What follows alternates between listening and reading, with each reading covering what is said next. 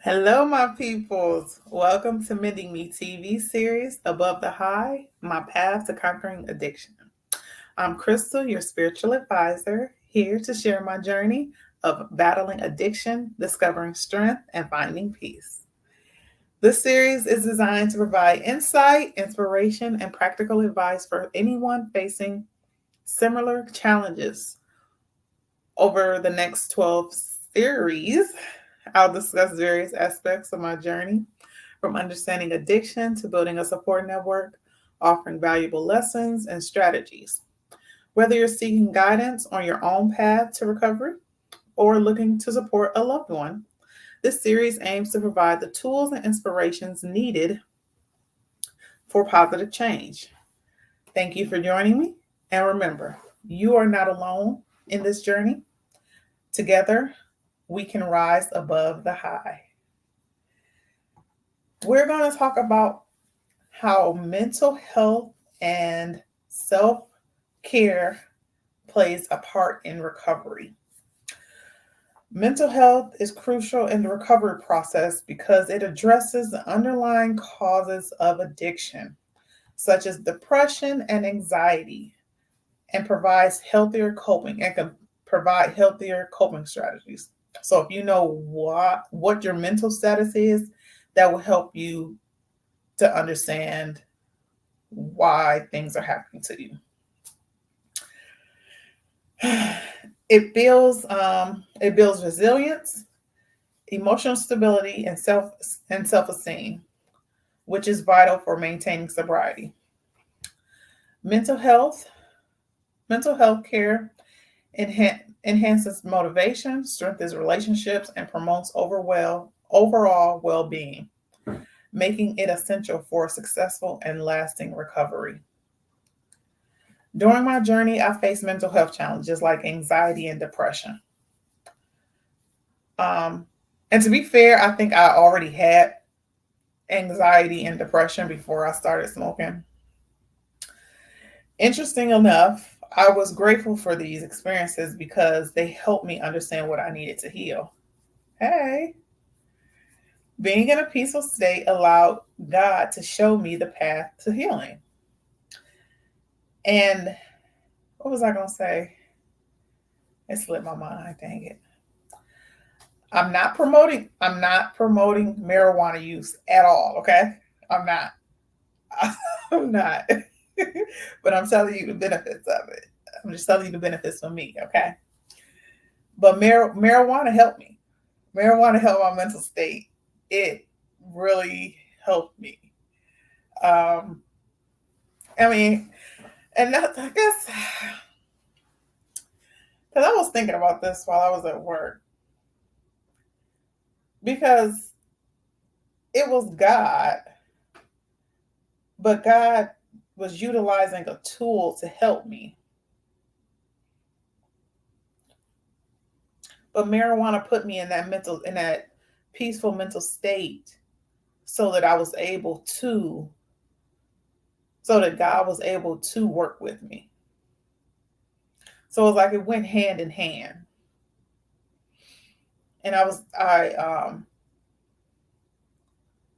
it's crazy because I used to be so depressed, and like I can't even feel it. I can't even get into depression. And that's crazy. But let me get back to what I was talking about. Um why I say why I say that is when I started using marijuana, my brain was fully developed. I started using when I was 25. And it was if the smoke from the marijuana cleared up all that haze and mental fog and everything that I had in my head. Because I was always like fog headed. I couldn't think straight. Um, Everything was just scattered. Like it was just jumbled. Everything was just jumbled.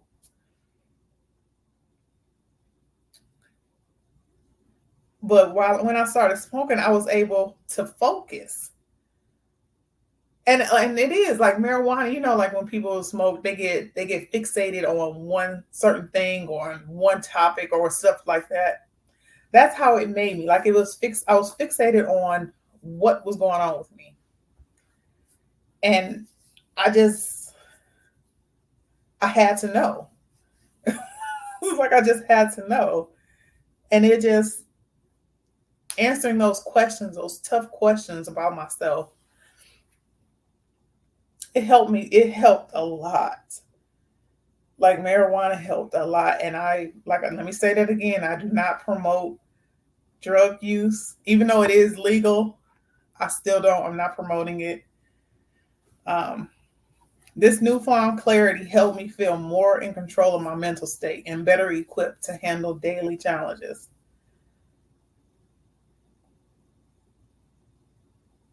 That's crazy. Just thinking about that, that's crazy how it works. Um, Physical self care like exercise, nutrition, and adequate sleep is fundamental for recovery.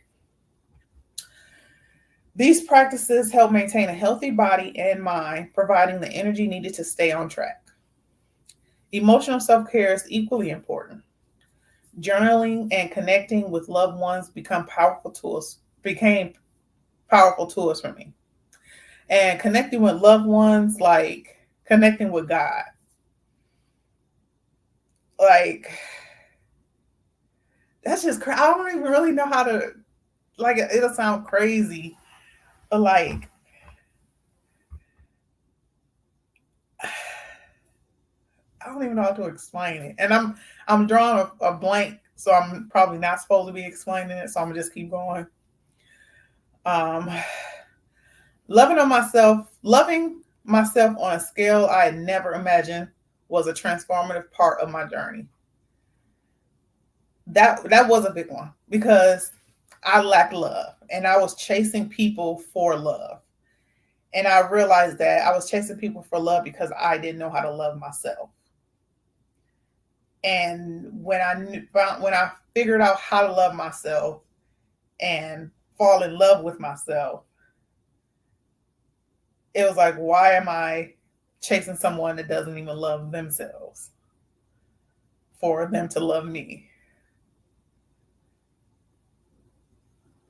It was a big realization for me. Mindfulness and rest and relaxation practices such as meditation, deep breathing exercise, and yoga help me stay grounded and focused, allowing me to find inner peace and clarity. That deep breathing exercise helps a lot. Like it calms you down. It really calms you.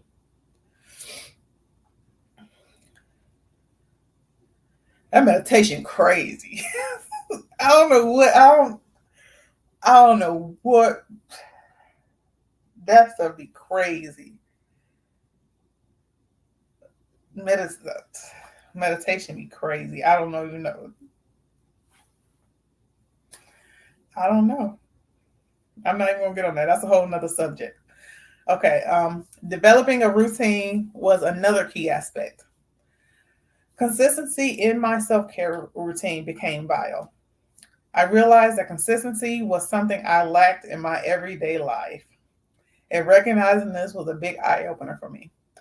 And they say that the people around you are mirrors. So if you look at somebody and you don't like something in that person, most of the time it's something that you don't like within yourself, but they're just mirroring it back to you.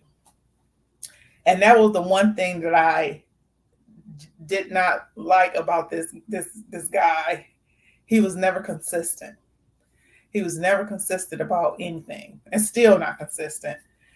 And it's like I made that a point to be consistent in everything that I do because it's like that's what I'm lacking in. That's what I need to fix. However, flexibility is also a big part. It plays a big part. Being flexible about a lot of things. Adapting self-care practices to fit changing needs and circumstances is important because life is life and life be life. Things happen And you just got to be able to change and do, and just be able to do, what's the word? I know it's not flexible. I can't think of the word. But you have to be able to just be able to move. If something changes, adapt. You have to be able to adapt to it. There we go. I utilize various tools and resources like apps and books to support my self-care practices, providing guidance and motivation when I needed it the most. Addressing mental health issues was a significant part to my recovery. Overcoming childhood wounds, dealing with abandonment and rejection, and doing shadow work were essential steps. That's a whole nother episode that we're gonna get into. But that's huge. That's huge. Initially, marijuana helped me see clearly through the fog of depression and anxiety, which led to my healing. Beneficial self-care practices like praying, fasting, and keeping myself occupied were huge. I reminded myself of past hurts and positive changes in my life, which pushed me to stay on the right track. When I look back on like all the pain and stuff, it's like there's nothing for me to go back to. Like there's nothing that I want in my past. Nothing. Balancing mental health needs. Mental health comes first. Your mental comes first. You have to be in a good headspace to do anything. If my mindset is off, everything else is off. It's like when they say when you're on a plane and it's going down, put the mask on yourself before you put it on anybody else. Why? Because if you don't put the mask on yourself and you over there trying to put the mask on everybody else, you're the only one that's coherent. You will be the one dead, and everybody else that can't really do anything or help anybody else has a mask on. So at least you are the one that is able to help people, put the mask on yourself, and then assist others in what they need. An idle mind will do anything to feel something, often turning to unhealthy options. So take time to rest and rejuvenate your mind, because if your mind is off, you'll just go. You'll try and relieve your stress for something and do something else that's not productive for you. Keep your mind stimulated with positive things creates more positivity. Handling mental low days requires action. I find something to do, whether it's cleaning my house or car, working out, reading, or going into nature, or most importantly, talking to God. Letting Him guide me out of turmoil is key. This approach keeps me moving forward and staying on track to my recovery. Before we wrap up, I want to leave you with a thought. Prioritizing mental health and self-care is essential for a successful and last long. Let me start over. Prioritizing mental health and self-care is essential for a successful and lasting recovery, as it builds resilience, emotional stability, and overall well-being. And the question for you today: what self-care practice have you found most effective in supporting your mental health during recovery? And I will leave a link below, and you can click the link or put it in your browser. And it was a form you can fill out. It has questions on it, and you can answer this question that I just asked you right here. It will send it directly to me, and the information that you give me, I will be able to contact you with the answer. Or if you don't, you don't. But if you would like to communicate or like to learn anything more, please do so through the form. And thank you for tuning in. Remember, that you are not alone in this journey. I'm right here with you. Together, we will, we can, and we will rise above the high.